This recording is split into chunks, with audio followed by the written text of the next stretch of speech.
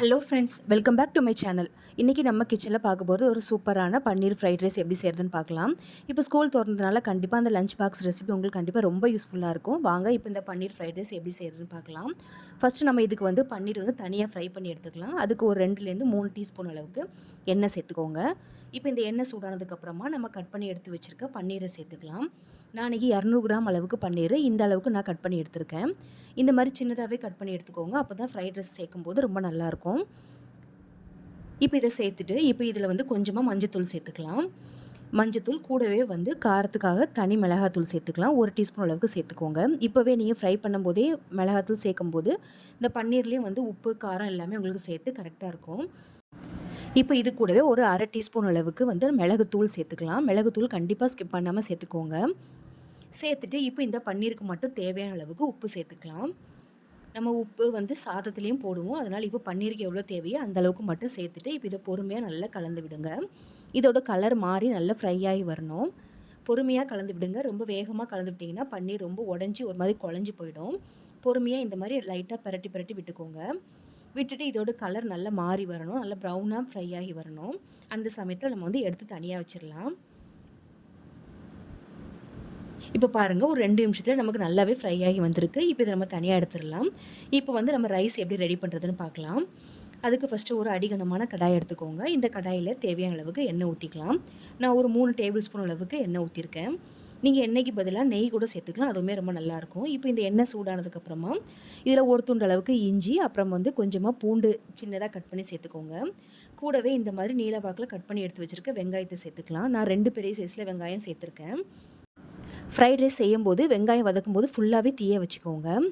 இப்போ ஃபுல்லாக தீய வச்சுட்டு ஒரு நிமிஷம் மட்டும் நல்லா வதக்கி விட்டுக்கோங்க.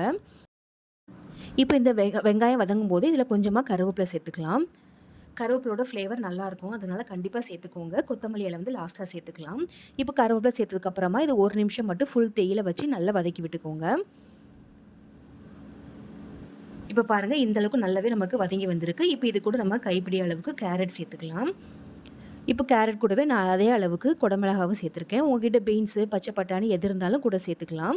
எந்த காய்கறி வேணாலும் இதில் சேர்த்துக்கலாம். ரொம்ப நல்லாயிருக்கும். இப்போ இதையும் சேர்த்துட்டு நல்லா ஃபுல் ஃப்ளேம்லேயே வச்சு நல்லா இந்த மாதிரி மிக்ஸ் பண்ணி விடுங்க. இப்போ இந்த வெங்காயம் முழுசாக குழைவாக வேக வேண்டாம். கொஞ்சம் சாப்பிட்றதுக்கு க்ரன்ச்சியாக இருக்கிற மாதிரி வெந்தால் போதும். ஒரு பாதி அளவுக்கு மட்டும் வெந்தாலே போதும் நமக்கு. இப்போ இந்த காய்கறி எல்லாமே வதங்கிறதுக்கு கொஞ்சமாக உப்பு சேர்த்துக்கோங்க. இப்போ மொத்தமாகவே நம்ம ரைஸ் எல்லாத்துக்குமே சேர்த்து தான் அந்த உப்பு சேர்த்துருக்கோம். அதுக்கப்புறமா தேவைப்படுதுன்னா சேர்த்துக்கலாம். இப்போ உப்பு சேர்த்ததுக்கப்புறமா நல்லா இந்த மாதிரி கலந்து விட்டுக்கோங்க. நான் இன்னும் தீயை ஃபுல்லாகவே தான் வச்சுருக்கேன். சிம்லலாம் வைக்கல. இப்போ பாருங்கள், ஒரு 2 நிமிஷம் நல்லாவே காய்கறி ஒரு பாதி அளவுக்கு மேலேயே வெந்திருக்கு. இப்போ இந்த சமயத்தில் நம்ம எடுத்து ஆற வச்சுருக்க பாஸ்மதி ரைஸ் இதில் சேர்த்துக்கலாம். நான் 1 கப் அளவுக்கு பாஸ்மதி ரைஸை ஒரு 15 நிமிஷம் ஊற வச்சுட்டு இந்த மாதிரி வேக வச்சு எடுத்திருக்கேன். ரொம்ப குழைய விட்டு வேக விட்டுறாதீங்க. ஒரு 80% வெந்தால் போதும். இந்த அளவுக்கு நீங்கள் வேக வச்சு சேர்க்கும் போது தான் ஃப்ரைட் ரைஸ் நல்லா உதிரியாக வரும். இல்லைனா ரொம்ப நீங்கள் மிக்ஸ் பண்ணும்போது குழஞ்சி போயிடும். இப்போ பாருங்கள், நான் ரைஸ் எல்லாத்தையுமே சேர்த்துட்டு நல்லா ஒரு வாட்டி மிக்ஸ் பண்ணி விட்டுக்கோங்க. இப்போ அடுப்பை நல்லா ஃபுல்லாக கம்மியாக வச்சுக்கோங்க. அப்போ தான் சாதம் அடிப்பிடிக்காமல் இருக்கும். இப்போ பாருங்கள், லாஸ்ட்டாக இறக்கும்போது கொஞ்சமாக மிளகுத்தூள் போட்டுக்கோங்க. நம்ம ஏற்கனவே மிளகுத்தூள் சேர்த்துருக்கோம்.